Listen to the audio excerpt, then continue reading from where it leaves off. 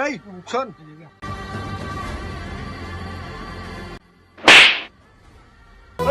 যা তো।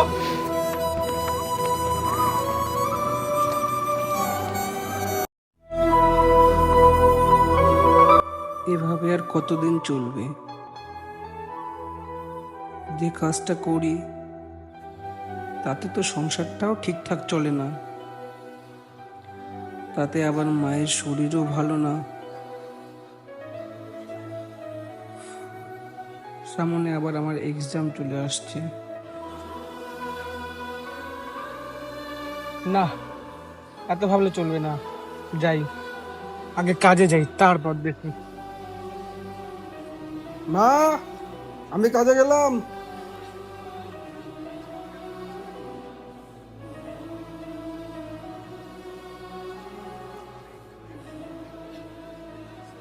কিরে, ওইদিকে চা দিয়ে আয়, দেখছিস না লোক বসে আছে।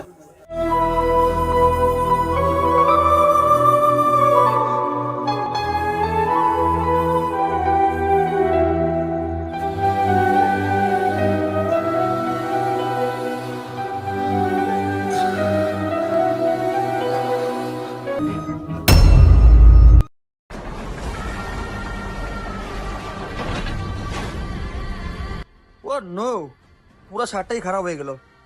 আচ্ছা কোনো ব্যাপার না, গিয়ে চেঞ্জ করে আসছি। এই শোন,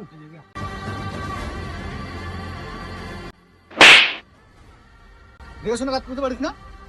মালকে যে সাতটা চা ফেললি, তুই জানিস ওই সাতটার দাম কত? আরে স্যার, সামান্য একটা চায়ের দোকানে কাজ করে সে আর কি বুঝবে একটা শার্টের দাম? ছোট লোক কোথাকার।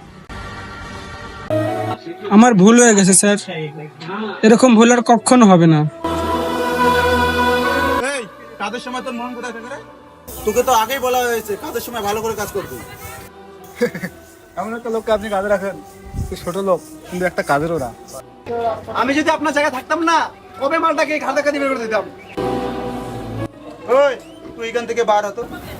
মালিক, আমাকে কাজ থেকে বের করবেন না, আমার কাজের খুব দরকার। আমি জানি আমার ভুল হয়েছে, কিন্তু তার জন্য আমাকে কাজ থেকে বের করবেন না। ওই তুই যা তো।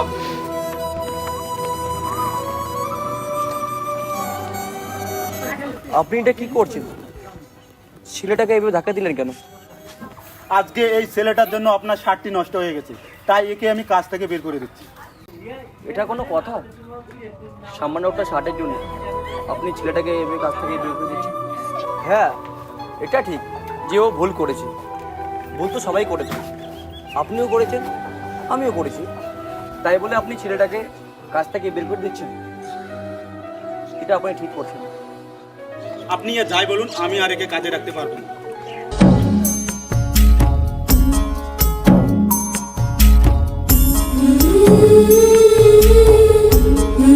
একটা ছোট্ট ভুলের কারণে ছেলেটাকে কাজ থেকে বের করে দিল।